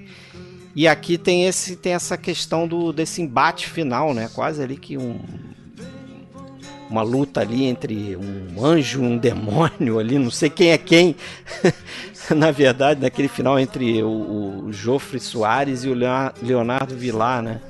Uhum. E você tem em outros momentos do filme essa dualidade exposta em alguns planos, assim, você vê às vezes aqueles anjinhos, né? De quermesse atrás dos jagunços, com armas e tal, né? No duelo final tem essa questão de se passar na porta da igreja, né? Só lembrando, não sei se a gente falou, mas esse conto, A Hora e a Vez de Augusto Matraga, ele faz parte Sagarana, do Sagarana, né? Uma obra publicada em 46 do Guimarães Rosa, que é considerado aí um dos romances aí mais perfeitos da língua pelo famoso crítico literário Antônio Cândido, né? E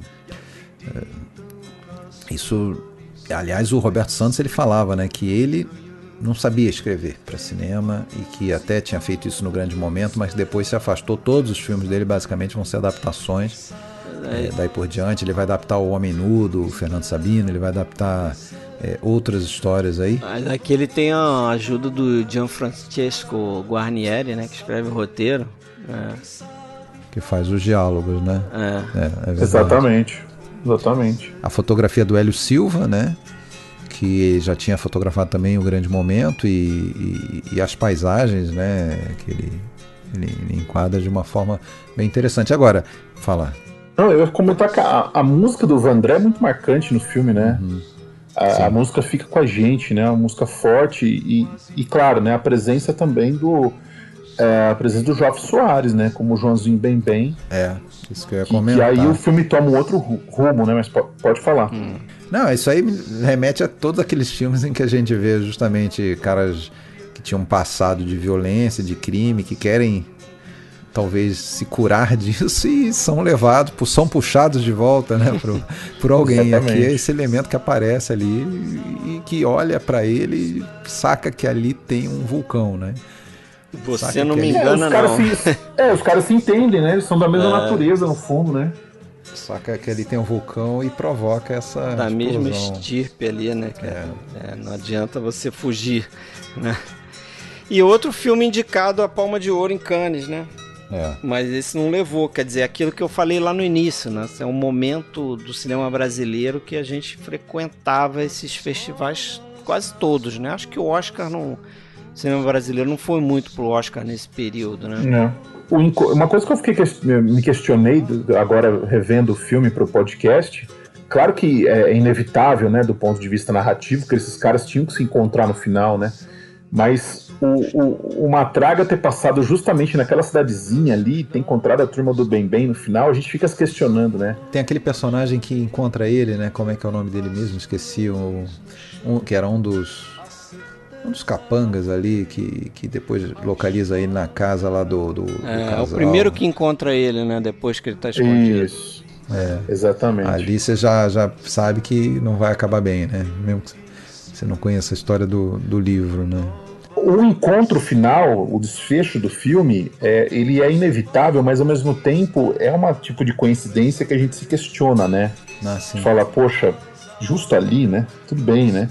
Mas acho que ao mesmo tempo tudo levava àquele encontro, né? Era meio que inevitável que o Matraga chegasse naquele local e aquela família... O nome do filme é A Hora e a Vez de Augusto Matraga, né? O filme trabalha com essa coisa do destino, né? Dessa coisa do... Nada por acaso, né? E aquela família encurralada na igreja, uma família de gente negra, inclusive, que você fala, nossa, né?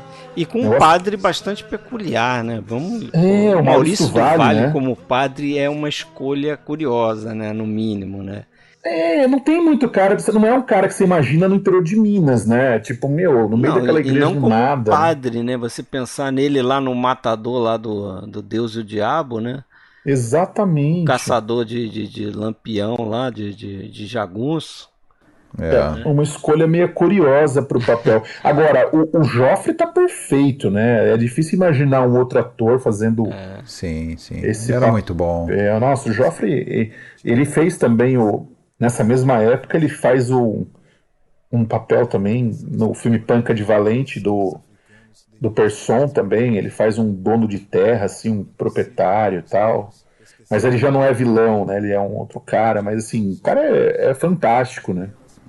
A gente falou do Leonardo Vilar, né? E tem outro filme dele no ano seguinte, só citar aí, fica de dica, se alguém não conheceu, A Grande Cidade. Sim, do Kaká. Que ele faz um bandidão, né? O Jazão. E demora a aparecer no filme, né? É aquele personagem que todo mundo fala e demora um pouquinho para aparecer, né? A aparição dele é meio na penumbra e tal, cercada de mistério, é meio que um Orson Welles lá do Terceiro Homem. E nesse filme, outra coisa que me chamou a atenção, assim, várias inflexões, vários momentos em que muda o espírito dele, a gente vê uma transição ali com as aves no céu voando e tal, né? Isso é muito usado, a questão da natureza ali, né? Nessas mudanças de espírito do personagem, né? Quando ele vai para um retiro espiritual, vamos dizer assim, e depois quando... aí combina com a questão do cavalo também, né? A indicação ali domando a fúria dele. Exatamente. Tá representado nesses bichos, né? Só uma questão ainda sobre festival. Tem uma curiosidade também aí, que esse filme ele foi escolhido, diferente do Vereda, que o Itamaraty não queria tal, aqui foi o contrário, né? Eles escolheram meio que unanimidade o filme para representar o Brasil tal. Houve uma torcida grande, inclusive num clima parecido que aconteceu em 62 com o Pagador de Promessas, porque o Brasil ganhou a Copa do Mundo em 62 e ganhou Cannes, né? E eles tentaram armaram um clima muito parecido aqui, porque o Brasil foi jogar a Copa do Mundo em 66 e foi para Cannes também com esse filme, então acabou criando um clima ufanista de que o filme vai ganhar, não sei o quê. O problema é que não ganhou nenhum nem outro. Não ganhou nada, né? Exatamente, não ganhou nem o Brasil, nem a seleção, nem uma traga, né? Não ganhou. E quando qual foi Santos quem ganhou nesse ano? Foram dois, né? Foi empate, foi O Homem e uma Mulher e o filme do Pietro Germi, que eu esqueci o nome do filme agora, o Alexandre vai lembrar. Confusões é italiana, né? O Signore e Signore. Isso, ganhou esses dois e o Matraga não ganhou nada. Então, assim, foi um banho de água gelada no Brasil, que achou que ia voltar com algum prêmio de Cannes, assim. Enfim, né? Festival é um negócio que não dá muito pra... Não dá. Mas a gente fica aí com um grande filme, né, brasileiro que nem sempre é muito lembrado também, né? Eu acho que esses um baita filmes, esse e o Vereda, ainda vamos vê-los em alta definição e vão explodir a nossa mente, como diria o William, se estivesse aqui. Esperamos.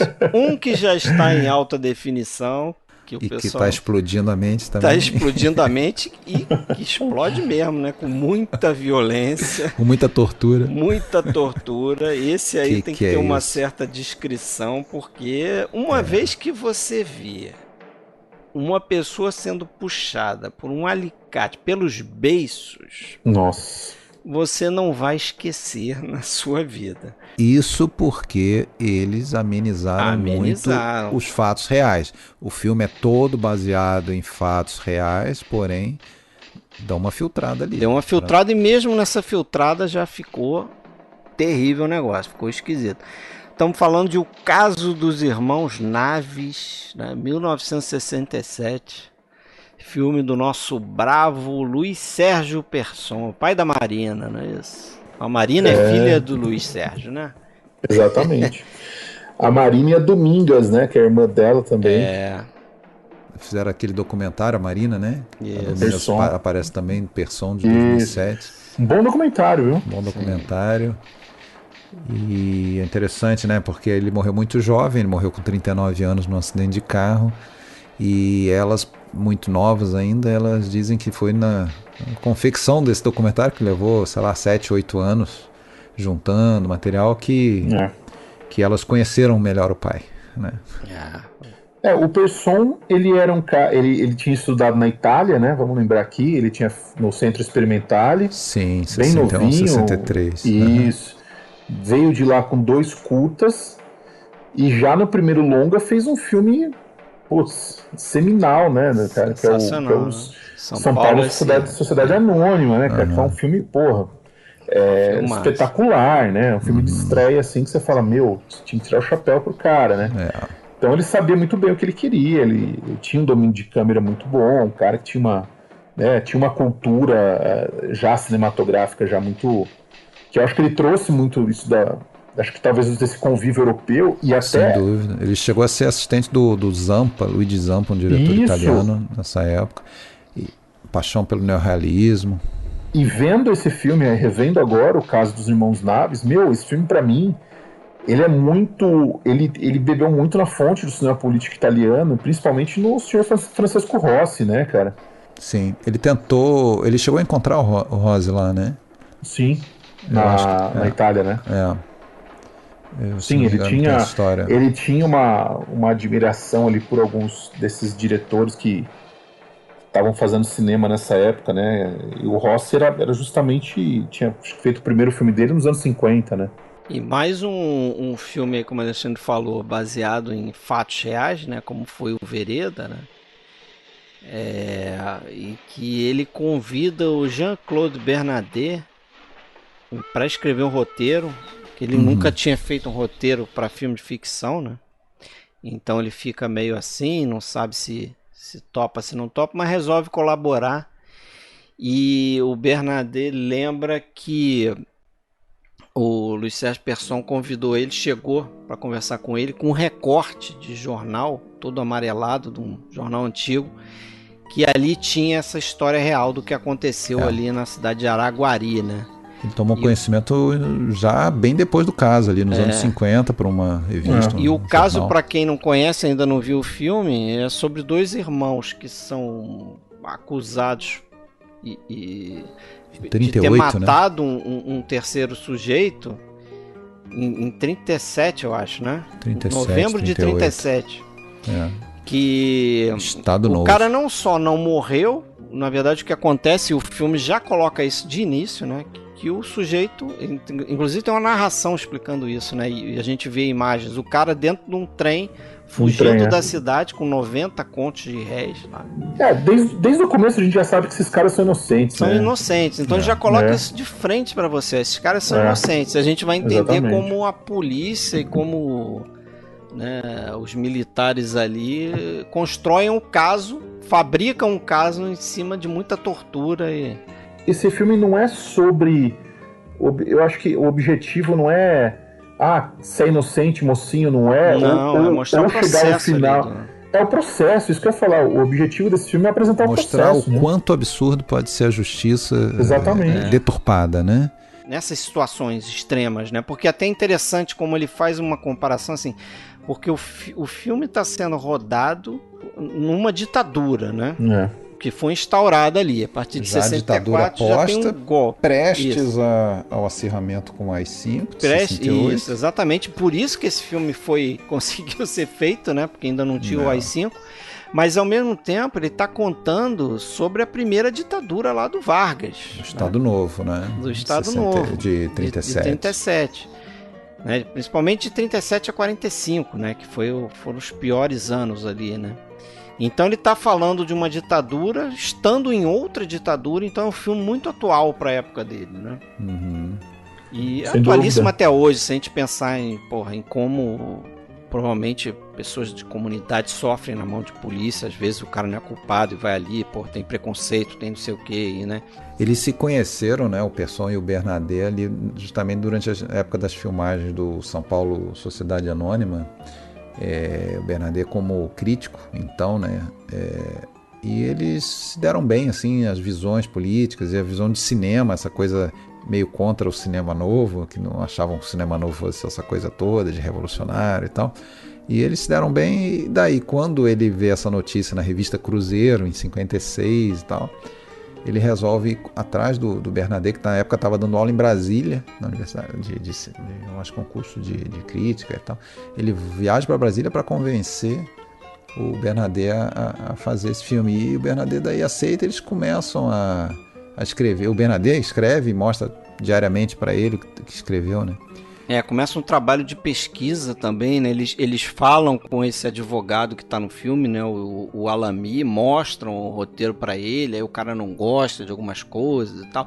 Depois até o Bernadette fala que o problema é que o Alamy, ele queria ser retratado como um grande herói dentro do filme, né? Só que o filme não é sobre um herói, né? Um advogado que defendeu os irmãos Naves e tal, né? O filme é como o Rafael falou, não é sobre isso. Você tem que entender o que está por trás do filme, né? Aquele sistema, aquela estrutura ali opressiva, né? Em muitos momentos o filme optando por uma estética, um visual muito perto do documentário, né? Ainda que fosse encenado, ainda que fosse, né, tudo construído, mas com aquela forma seca, dura, direta, que é típica também do cinema político do Rossi, de você não individualizar o ser no centro da encenação, né? Você polariza ali as presenças e ao mesmo tempo você trabalha com aquele clima seco típico do documentário mesmo, né? E é interessante que até o Bernadette fala que depois que eles exibiram o filme, veio uma pessoa que viu o filme lá e veio reclamar com ele e falar: vocês fizeram um filme nos anos 30, mas botaram um carro lá que era sei lá de quanto, da década de 50, não existia e tal. E ele fala: cara, eu achei isso engraçado, curioso, mas realmente não foi uma preocupação nossa. A gente não estava tentando fazer uma reconstituição dos anos 30. A gente queria situar a história nos anos 30, como foi o que aconteceu, para fazer até esse paralelo entre as ditaduras, né? Mas não era um pano de fundo. O importante era você perceber como esse filme se relacionava com o que estava acontecendo com o Brasil ali no início dos anos 60, né? E vamos comentar que se isso foi intencional ou não, funciona muito bem, né, cara? Porque, pô, né, você tá falando muito mais do presente, na verdade, né? Como, aliás, a gente vê em tanto cinema, né, que fala não tanto da época da história, mas mais da época que é feito, né? E agora, o interessante é que daí chegou um dado momento lá que o Pesson virou pro Bernardet e falou, ó, dá uma pausa aí, porque a gente vai fazer um outro filme com a galera da Jovem Guarda. SSS contra a Jovem Guarda. Até o Jô Soares estava envolvido nessa empreitada aí, cara. Para levantar recursos e tal, para daí voltar o Naves depois, e aí acaba que dá ruim, Roberto Carlos tem alguma discussão lá, um desentendimento. Aí melou não dá tudo, certo, né? Não dá certo. Não dá certo. E o Bernardet propôs uma outra estrutura narrativa para esse filme, né? Propôs a ele que o filme todo seria dentro do tribunal, né? E a cada depoimento entraria os flashbacks. Mas o pessoal não gostou disso, né? Disse que perderia o público, né? Aí que é interessante nessa visão do diretor, em contraposição àquilo que a gente falou lá do cinema novo, né? Que os caras não necessariamente estavam muito preocupados em atingir o público, né? Eles estavam querendo fazer uma coisa revolucionária, né? Locubração. Enquanto que aqui não, você tem um diretor decidindo, não, eu quero atingir o público porque eu quero que eles se conectem com essa história, né? Porque ele está fazendo um filme ali de denúncia, né? E, faz essa denúncia justamente através dessa exibição né, explícita da violência policial ali, que aliás é uma coisa interessantíssima, né, essa questão, a gente falou um pouco lá, dele ter escolhido o Anselmo Duarte, que o que era o Anselmo Duarte naquela época? Já era um diretor consagrado, ganhou dinheiro em Cannes, mas é um cara que chega, antes de ser diretor, é um ator e é um galã, né? Então você imagina aquela geração de pessoas ali olhando as vovozinhas ali da época, apaixonadas pelo Anselmo Duarte, o galã do cinema brasileiro, da Vera Cruz, não sei o quê. E é um cara sádico, tem aquela cena do bebê. Nossa, aquilo é terrível, cara. Joga criança! Joga criança! Deus, para! Não! Joga! Vamos agora! Não, para! Pelo amor de Deus! Meu filho não pode parecer isso! Para! Nossa, aquilo e assim, a forma como ele é caracterizado, né? Que ele tá ali quase babando, ele tá cheio de suor na cara e joga a criança. Porque tem um negócio muito interessante na montagem desse filme, né? Como ele corta pra dentro da ação. Principalmente nesse momento de tortura, você sai às vezes de uma sequência até calma e tal, que tá se passando alguma coisa, mas ele já corta pra dentro da ação, já tá lá, coisa maluca, os caras pegando o bebê, joga aqui, joga na faca, as cenas da tortura no campo aberto, você vê que ele coloca a câmera embaixo, os caras de ponta cabeça, a montagem rápida, acelerada ali, né, cara, dando aquela, justamente deixando a gente meio perturbar, pra perturbar mesmo, né, cara? Essas oposições ali são bem interessantes, tem várias no filme, uma delas eu até marquei aqui porque quando sai a primeira sentença, né? A primeira sentença, o juiz fala, o Sérgio Hinst, né? O ator que faz o juiz, sejam postos em liberdade. E aí corta para a cela sendo trancada. A cela sendo trancada, né? Aí ele explica, né, que os caras ficam presos até ter uma apelação, né? Eles não são liberados, né? Que nem tu vê em filme americano, né?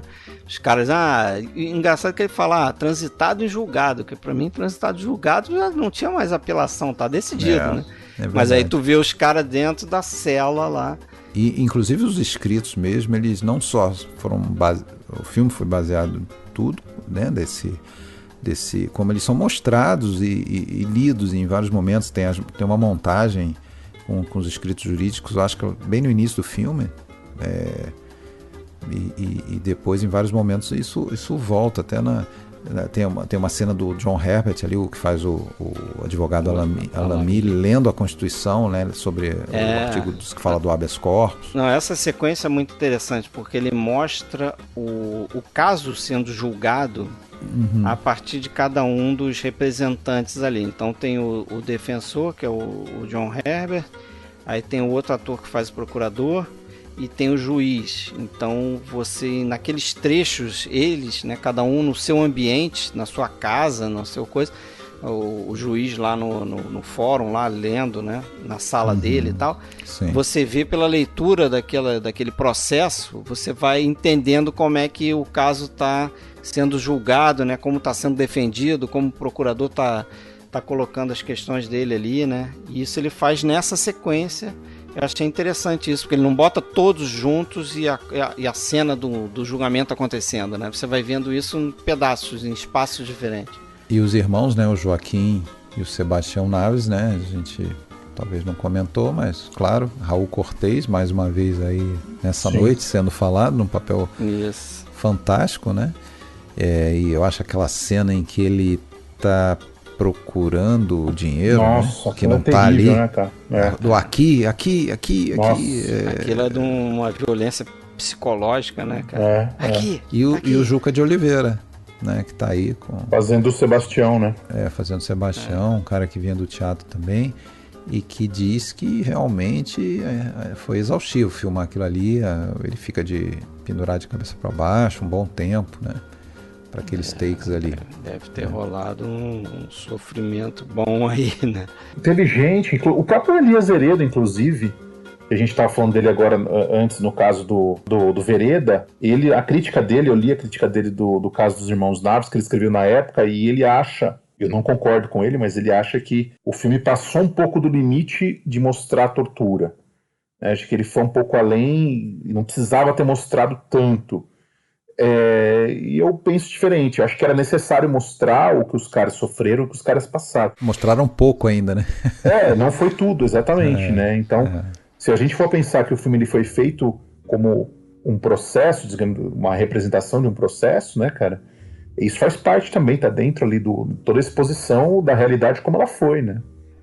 Sim. E o Persson fala, né, que eles deram uma amenizada justamente nesse sentido. Por exemplo, a gente vê ali que tem um momento que eles falam lá perante o juiz, falando, pô, eles tiraram a roupa da minha mãe, deixaram minha mãe nua, não sei o que. Isso aconteceu mesmo, né? A gente não vê, ele não expõe as pessoas desse jeito no filme, mas a gente sabe que aconteceu no caso real. Das mulheres ali serem também, torturadas, violentadas. A outra mulher, inclusive, a esposa do Sebastião, ou foi a esposa do Joaquim, agora eu não sei, que ela mantém a versão dela, inclusive, no tribunal, né? Ela mantém a mentira, inclusive, no tribunal. É do Sebastião, acho que é do Sebastião, né? Cacilda Lanusa, a atriz que faz outros filmes aí com ele. Cara, ela tá tão sob efeito de tortura, assim, ela já passou, ela tá fora da realidade, assim. Até no tribunal ela mantém a mentira. Não, né? Essa foi a do Joaquim. A Júlia Miranda, né? Isso, Aqui fica lá e diz que não, meu marido é inocente, apesar de que ela confessa, né, quando ela é torturada lá, tá lá envolvida com a questão lá do bebê, né, naquela cena do bebê, que ameaçam lá, vão tirar sua roupa. Não, mas quem mantém a versão é a do bebê. É a do bebê que vai é a do bebê que quando chega no tribunal mantém a mentira. Ela mantém a mentira, sim. Ela mantém a mentira, isso. É a mulher do Joaquim. Isso. É a mulher de Joaquim. Do Sebastião, então que é mais forte. Que é a mais forte. Ela diz, não, Joaquim, o Sebastião não saiu de casa. Aí eles perguntam lá, não saiu, 3 horas, não, tenho certeza, porque eu vi, ele não saiu de casa. Não importa o que ele confessou, eu tava lá, eu vi, ele não saiu de casa. Tá. Então ela se mantém firme, né? E é interessante uma outra coisa desse filme, a resolução, né, cara? Como ele traz uma resolução, sei lá, cara, 2 minutos de filme para que o filme termina e meio que resolve tudo ali, né? A questão da descoberta do mas cara. Mas aí eu acho que entra muito nisso que você falou. O filme não é sobre eles serem culpados ou não, e nem tanto sobre o desfecho, é sobre aquela violência que eles passaram. Aquilo ali tá passado já não vai voltar, né? Eles não vão desfazer aquele mal, né? Inclusive eles não, vamos dizer, eles não são condenados à morte ou nada disso, não é como lá no Sacco e Vanzetti, o erro judicial americano, aqui a gente tem o tremendo erro judiciário de Araguari. Os caras são postos em liberdade, mas em condições precárias e vão ter vidas aí, né? Um deles vai morrer, né? Um deles vai morrer numa condição bem precária, acho que é o Sebastião que morre, né? Ele consegue sair da prisão, né? Ele tem Isso, mas ele vai morrer num asilo. Mas ele fica de um asilo, né? Mas é claro que ele sofreu as consequências, né? O desfecho não é o que importa, né? Saber como é que termina a história, porque o mal tá feito, né? Eles estão ferrados mesmo, já. Né? E até sempre citado aí a coragem do produtor, né? O tal Tivelli, né? Que produziu esse filme. Mário Tivelli. Mário Tivelli, que gostou tanto aí do resultado que deixou o Persson escolher fazer um novo filme, né? E o Persson até deixou o francês lá, esqueci, o Bernardet, escolher o tema, né? E foi escolhido lá o tal do Hora dos Ruminantes, o grande projeto Persson, que ele acabou não conseguindo levar adiante. Isso, né? Ele tentou até nos Estados Unidos produzir, porque esse velho parece que teve um infarto, a mulher dele tirou ele da jogada para preservar o marido, né? A mulher do produtor, né? E ele acabou sem financiamento, né? Foi fazer propaganda, foi fazer esses filmes aí, né? Mais na linha do cinema marginal, vamos dizer assim, né? Faz o... Cassie Jones? Primeiro o Panca de Valente, né? O Panca de Valente, que ele fala que foi o maior desastre da carreira dele, né? O Panca de Valente foi a pior coisa que ele fez e tal. Eu assisti o Panca de Valente, achei divertido, assim, acho que tem até umas com Átila, boas, né? Tal. Isso. Eu vi o Cassie Jones, que ele vai fazer em 72. Então, eu já acho o Cassie Jones melhor e o Cassie Jones tem... E ele é interessante do Cassie Jones que é um paulista indo pro Rio de Janeiro fazer um filme, né? Ele quebra um pouco isso também, né? Mas ele vamos dizer, ele bebe muito na questão do cinema erótico, ali, da porno chanchada, apesar de não ser nada disso, mas... não era isso. É uma comédia malucada, vamos dizer assim, né? Pegando carona gosto, aí, né? Acho legal. Isso. Mas, sem dúvida, São Paulo S.A. e Naves, e ele dizia que o Naves era o principal dele, né? E ele faz um filme com o Oswaldo Candeias e o Zé do Caixão também, né? Trilogia do Terror. Ele é convidado pelo Zé do Caixão, mas eu achei bem fraco ali o episódio dele. Eu não vi. Por quê? Porque Trilogia do Terror, um projeto do Mojica. Então você espera uma história de terror, né? E tem toda uma questão de coisas que acontecem à noite no matagal e tal. E no final, o que acontece é que temos guerrilheiros ali do Araguaia. Tem o Che Guevara, o cara encontra com o Che Guevara, porra. Inclusive o ator central é o ator central é o caramba, fugiu o nome da minha cabeça agora. É o Lima Duarte. É o Lima Duarte, Você espera encontrar... assombração, zumbi, o bicho de 7 cabeças, mas nunca o Diego. Terror brasileiro. Mas enfim, cara, isso aí que você falou, e a gente pode usar isso até para encerrar já o episódio, é uma coisa que eu andei pensando aqui ao longo, e já pensava antes também, né? Como o Brasil, ele meio que desperdiça talento, né, cara? Porque essa questão aí que você falou do cara ir pra pornô chanchada, e eu já comentei isso em outros episódios que a gente fez aqui também, que às vezes é a salvação do cara, né? O cara vai fazer esses filmes pra de repente tentar emplacar um projeto dele, né? Sem dúvida. E acaba que às vezes não consegue. E aí o cinema do Brasil, ele muda tanto, né? Ele é tão sazonal. A gente você viu, teve Retomada, teve não sei o que, teve agora não, né? Mas o que? 30 anos vai fazer. Não, mas essa questão do Tropa de Elite e outros filmes quebrando as bilheterias históricas do Brasil, né? Quer dizer, teve um novo momento ali, passageiro de cinema brasileiro bombando, e hoje já não tá tanto assim, né? Você já tá numa fase... a coisa já caiu bem, não consegue se sustentar, né? Então é muito difícil a gente ter, carreiras assim. Você vê, a gente falou aqui de 4 diretores, e quantos filmaços tem na carreira desses diretores? Não, e a gente sabe, mais, né? E a gente sabe que tem muitos outros aí que a gente ainda não falou no podcast. Um dia, quem sabe, tem Cacá Diegues, tem... Mas eu digo assim, cara, é difícil você pegar uma carreira de um cineasta brasileiro que você vai olhar e vai falar assim, cara, esse cara tem 10 filmaços. Esse cara ficou 40 anos filmando. E uma outra coisa também que é comum, e vou dizer pra vocês que, assim, lendo um pouco sobre todos esses filmes que a gente comentou, Os Fuzis, isso aconteceu, acho que o Hora é a Vez de Augusto Matraga, acho que menos, mas também...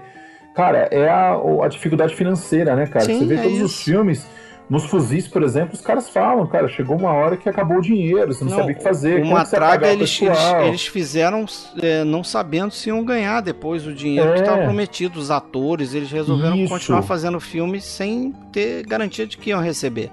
Teve gente na cidadezinha lá de Minas, do Matraga, que não recebeu também, não foi paga, assim, que trabalhou no filme. É um esforço muito grande, né, para produzir uma obra, e aí você vê que a obra, eu tô falando de um diretor, né, individual ali. Você pega o Persson, cara, os filmaços dele, é o Naves e o São Paulo S.A., mas o quanto esse cara poderia ter feito de filmes mais interessantes, né? O Roberto também, você pode dizer que é o grande momento no máximo, e o próprio Anselmo, né, que tem o Pagador. Dos 4, o que teve uma carreira mais longeva foi o Rui Guerra, né? Foi o Rui Guerra. E não é um brasileiro, né? Um moçambicano, que filmou no Brasil. E mesmo assim você vê que tem alguns espaços grandes entre os filmes dele, né? O cara não consegue ter uma dificuldade de financiar mesmo os filmes, né? Isso. Agora, eu vou dizer uma coisa, hein? Se tem um cineasta que eu acho que merece ser lembrado aí num episódio futuro, ano que vem, alguma hora dessa, e aí a gente também deve falar dessa galera do cinema baiano, né? Falar lá do Roberto Pires, né? Que tem uma série de filmes, uns 3 ou 4 filmaços ali pra mim também. E eu gosto do Roberto Farias também, que é outro que também sim, merece ser lembrado aí. Cabe, além do Assalto ao Trem Pagador e do Selva Trágica que a gente falou, ainda tem outros ali que podem ser. Tem Pra Frente Brasil, tem o Lúcio Flávio, né? Que é dele sim, verdade. Não, o Lúcio Flávio do Babenco. Do Babenco, desculpa. Isso. Mas tem o Pra Frente Brasil, né? Pra Frente Brasil. Que já é da abertura ali e tal, fim da ditadura. Mas é bem interessante. Eu lembrei do Reginaldo Farias. Aí falei do Lúcio Flávio. Mas o Lúcio Flávio é um filme interessante também pra trazer aqui. Eu acho que o Babenco também merece dar uma pensada. Tem coisas boas também. Sem dúvida. O Cacá Diegues tem coisas interessantes. O Joaquim Pedro, cara. Pô, o Joaquim Pedro é maravilhoso. Cara, dá pra fazer outro episódio desse tipo aqui, porque a gente também, né, pegando outros filmes de outros cineastas e trazendo e juntando. Até porque acabou que a gente fez um episódio que você tem um filme realmente vinculado com o cinema novo, que é Os Fuzis. Você tem ali um filme de um cara que era a antítese do cinema novo, nas palavras dele, que é o Anselmo Duarte, com o Vereda da Salvação. Você tem o Roberto Santos, que é um cara ali que não está envolvido, parece um cara mais deslocado e que está adaptando um grande escritor brasileiro, né? Então um filme mais, né, uma adaptação literária dentro do cinema brasileiro. E você tem o Persson, né, fazendo cinema político. E que é um cara que eu tenho certeza que estava acima, assim, no nível técnico, assim, né? Mas é um cara também que não estava ali, não estava envolvido no movimento, né? Já estava fazendo filmes de um outro período, né? Já está aberto as discussões do próximo episódio. Podemos começar, quem sabe, com o Bandido da Luz Vermelha. O cinema marginal tem muita coisa boa também. Sim. Tem que rever. Muita coisa tem que rever. Certo? Mas acho que ficou muito bom o episódio. Valeu sua presença aí mais uma vez, Rafael. Muito obrigado, Rafael. Poxa, muito obrigado. Eu que agradeço. Foi muito bom ter revisto esses 4 filmes e, nossa, redescobertas aí, incríveis. E eu que agradeço a participação. E o cinema brasileiro tem muita coisa boa que acho que a gente tem que trazer e tem que colocar em evidência aí, né? Certamente. Verdade. Valeu, Alexandre. Valeu, Fred. Até a próxima. Abraço. Você que não me entendeu, não perde por